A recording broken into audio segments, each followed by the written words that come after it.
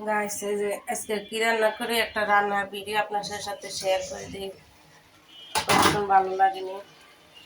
এই যে এগুলো হচ্ছে লাউ শাক, কাঁচামরিচ দিচ্ছি, সাথে একটা এই যে একটা বোম্বে মরিচ দেবো, ঠিক আছে। অর্ধেক অর্ধেক করে দিচ্ছি যাতে জাল হয় শাকগুলো। এই যে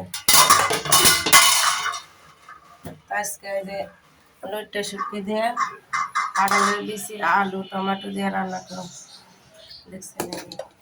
তো এখানে আছে ভাত, আর এখানে আদা রসুন ব্লান্ডার করো।